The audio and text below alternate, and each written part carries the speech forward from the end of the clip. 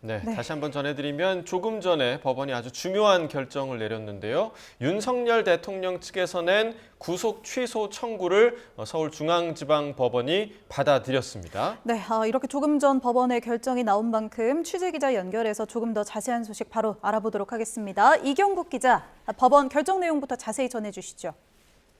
네, 비상계엄 사태와 관련해서 내란 우두머리 혐의로 구속 기소된 윤석열 대통령이 석방된 상태에서 재판을 받을 것으로 보입니다. 서울중앙지방법원 형사합의 25부는 오늘 윤 대통령이 구속이 부당하다며 낸 구속 취소 청구를 인용했습니다. 지난달 20일 구속 취소 신문기일이 진행이 됐는데 보름 만에 윤 대통령 석방 결정이 나온 겁니다. 재판부는 윤 대통령의 구속기간이 끝난 상태에서 공소가 제기된 것으로 보는 것이 타당하다고 판단했습니다. 또 설령 구속기간이 끝나기 전에 윤 대통령이 재판에 넘겨졌더라도 구속 취소 사유는 인정된다고 판단을 했습니다. 앞서 윤 대통령 측은 공수처의 수사 범위에 내란죄가 포함되어 있지 않고 또 독립된 수사기관인 공수처와 검찰이 근거 없이 구속기간을 나눠서 사용한 데 대한 문제를 제기한 바가 있습니다. 또 이 과정에서 윤 대통령의 신병을 넘기는 절차도 진행되지 않았다고 주장을 했는데요. 다시 한번 설명을 드리겠습니다. 네. 이 비상계엄 사태와 관련해서 내란 우두머리 혐의로 구속 기소가 된 윤석열 대통령 석방된 상태에서 재판을 받게 될 것으로 보입니다. 서울중앙지방법원 형사합의 25부가 오늘 윤 대통령이 앞서 구속이 부당하다며 낸 구속 취소 청구를 받아들였습니다. 지난달 20일 구속 취소 신문 기일이 진행이 됐고요. 보름 만에 윤 대통령 석방 결정이 나왔습니다. 우선 재판부는 윤 대통령의 구속기간이 끝난 상태에서 공소가 제기된 것으로 보는 게 타당하다고 판단했습니다.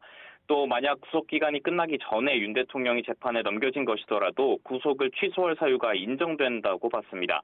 앞서 윤 대통령 측이 공수처 수사 범위에 내란죄가 포함되어 있지 않고 또 독립된 수사기관인 공수처와 검찰이 근거 없이 구속기간을 나눠서 사용한 데 대한 문제를 제기한 바가 있습니다.